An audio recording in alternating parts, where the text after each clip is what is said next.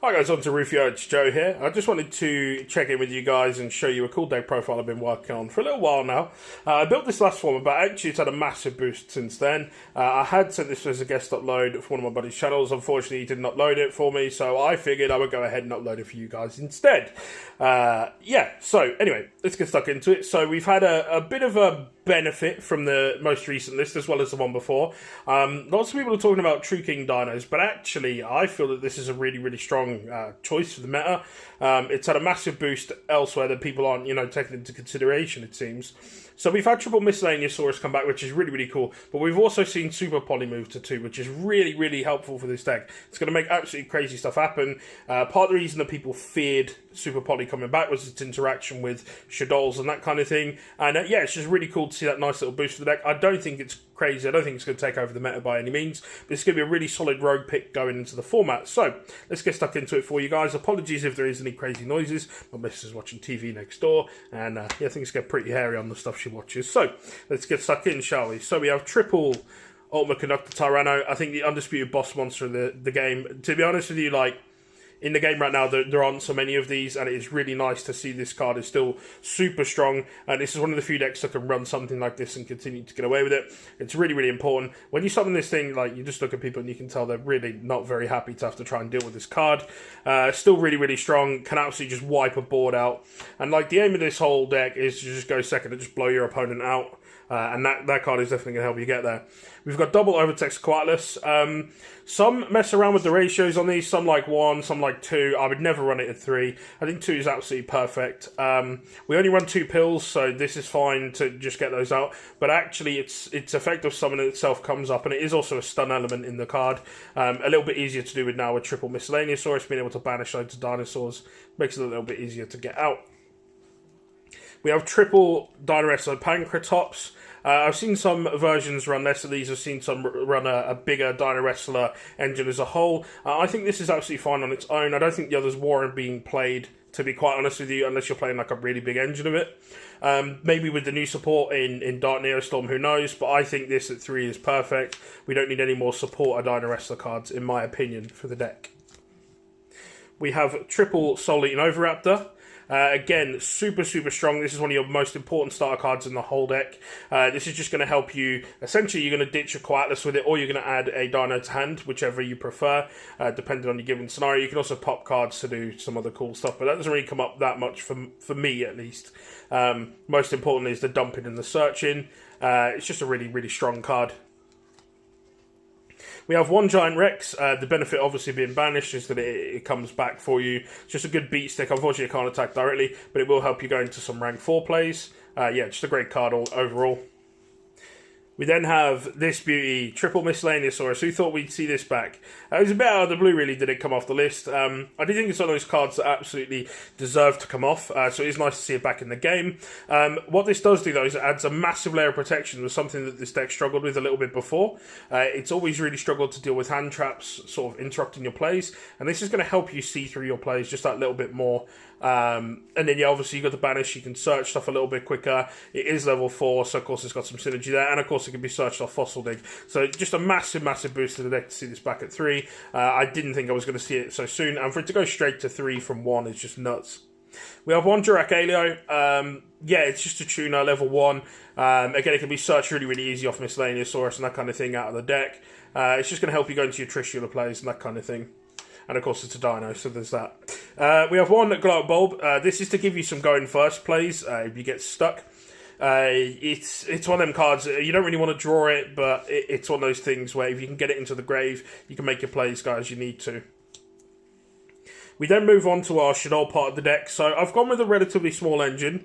I normally go with an even smaller one than this, but I felt like we could do with up in the ratio, especially since we now have Super Poly at 2, and we have more ways to get the fusions out. I feel that upping this from 3 to 4 is really cool.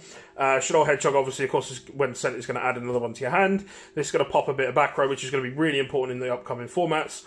And these two let you draw a card. What I will say is that if you up these too much, they do become really bricky. But I've taken the risk by upping it to 4. It seemed okay so far. 3s always seem perfect, but I feel like we can afford to take the risk of upping it and the chance that we'll see them in open hands, which we really don't want to do. But, if you do see it, you've got more ways to get rid of them now.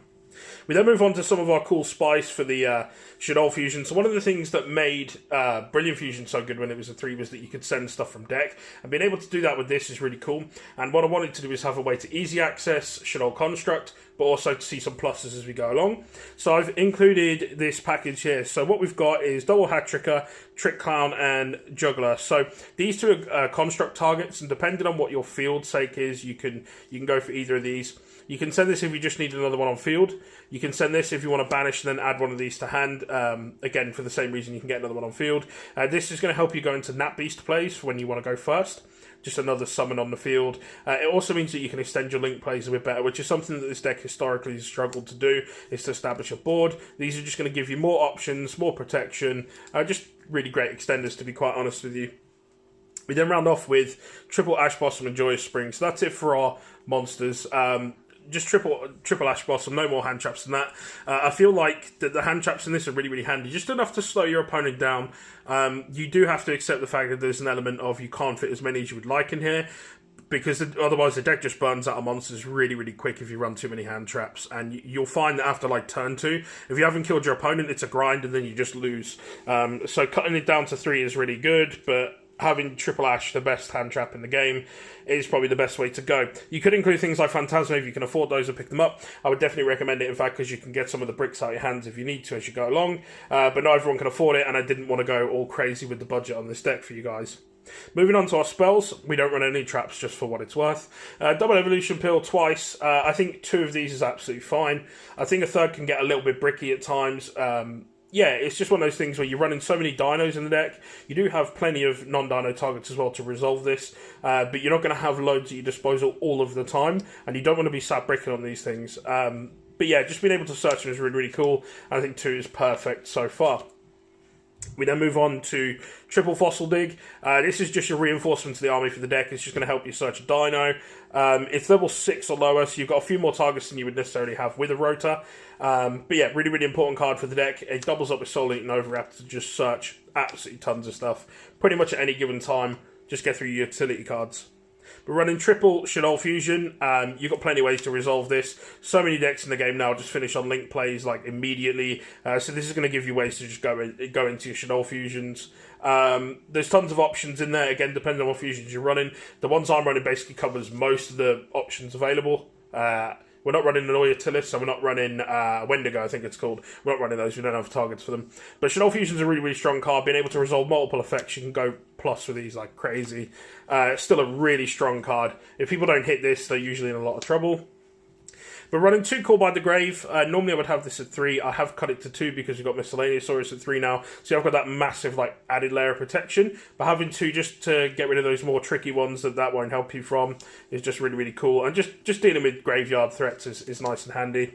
And then we've got 2 Super Polymerization. The fact that it's a 2 is just absolutely insane. It can't be responded to. And of course you're going to wrap your opponent's cards up a lot of the time as well with your own.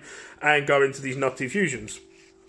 So that's it for the main deck. I haven't done a side deck as usual because I feel that it depends on your local meta, really, to be quite honest with you. A lot of the time you're going to be building these for locals, or, you know, if you are going to regionals, it's going to change from time to time. Formats develop really, really strangely, so I haven't done one, as I said. We're just going to go straight into the extra deck. So we're running 2 El Shaddoll Winder. This is really, really good for locking your opponent out. This is my usual go-to, to be quite honest with you, when I'm playing. Just establishing a board and then making this right at the end is just absolutely crazy. It normally stops your opponent being able to play the game properly. Yeah, it's just really, really good. And of course, when all the fusions die, they recur the spell and trap to your hand, and then you're good to go again, to be honest with you. We've got 1 Grista, so if they special summon a monster, you can just get rid of a Shaddoll and blow it up, basically. Negate someone and destroy it. The thing with this is that it doesn't come up as often as I might like. However, you are running plenty of fire targets, and being able to ditch Miscellaneousaurus to the grave and go into other plays is really, really cool. You can always just make this and then sacrifice it off along with some of your other stuff to build a better board. But it is also just a 24-50 beat stick, so sometimes that does come in handy. But yeah, we have the space to run it, so I figured why not? Let's have the extra option in there. Running 1 Shekhanaga, I think 1 is absolutely fine. I never go into more than 1. You don't often have Shaddolls in hand to get away with its effect. But the fact that you can dump stuff like Bulb and then go off from there is really, really handy. Sending a Shaddoll and Bulb and then going into Nat Beast as well as this, behind like a link play, is just really, really dumb. We then have one construct. She took ages to come back. Everyone's really, really happy to see it back. It hasn't had the impact that people thought. I was actually surprised this didn't come further off the list. But being able to just Foolish Burial on summon and just blow up special summon monsters when you get into battle with them is just absolutely crazy. Really, really important in the modern game. A really strong card. Still very strong today. And it's just, it goes plus like crazy, like all the Shaddolls do, to be quite honest with you. We then move on to our link options. So we've got one Underclock Taker. Again, it's just going to help you OTK or get over problematic monsters. You have plenty of beat sticks, so it's less of an issue than it would be for other decks. But there are occasions where you need to go over something a little bit bigger, and this is just going to help you get there. It also opens up another zone for you, which is kind of cool. We then just run the two Nightmares, so we're running Phoenix and Unicorn. Phoenix and Unicorn are perfect, just good utility cards. This takes care of back row, and this is just going to spin difficult monsters and that kind of thing for you. We then have one Topology Trisbania. There are some weird back row decks that can really, really hurt you. Sometimes you have to sacrifice your field or sacrifice your turn, essentially, to just make this, get something behind it, and blow out all their back row. A lot of the time, if you've got like burn decks, you're playing against like Paleo, you're playing against like Altergeist, Sky Striker, this is going to really, really hurt them. It's just a good utility card to have access to. We have one Decode Talker again for opening up extra zones. It does also have its protection effect, of course, and it's a good beat stick. Just a really, really good generic Link 3 that can be easily made and just give you some extra board presence. We have one Nat Beast. As I say, you want some options to be able to go first. So using Bulb, particularly if you're using like Shaddoll Fusion, that kind of thing, to get Bulb Engrave. You can use Giant Rex, you can use Hat-Tricker to just make this, and it just gives you a way to stop your opponent playing. Against the right decks, this can actually just be like a game winner on its own. We have one Trishula. You can easily make it and just blow out 3 cards. It's just absolutely nuts. Really, really easy to summon. Really good way to hurt your opponent, and then go for game. We then move on to our XE monsters. So we've got one Dolka and one Lagia. Just depending on what you're playing against, depends on what you're going to want to summon more. Both really, really easy to get out. Both, you know, require 2 level 4 dinosaur monsters, so that's absolutely fine. Nice, easy to do, and again, just depending on what you're playing against, depends on what you want to go for. If you want to be able to negate extra monster effects, or you want to be able to negate anything.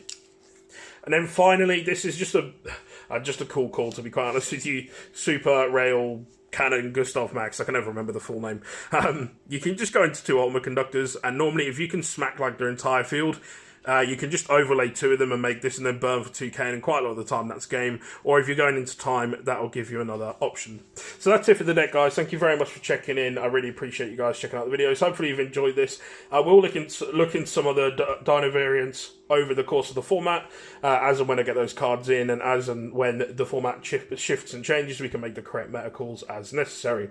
A big shout out to Mark at Manascrew for giving me the space to record these videos. Really appreciate it. If you guys haven't already, you can check me on all my other social media, YouTube, Facebook, Twitter, and Instagram at RufioYT. Again, thank you very much for watching. If you haven't already, subscribe, and I will see you in the next one. Well, that's all we have time for in this video. Well done for making it this far, you absolute weirdo. Shout out to you, I suppose.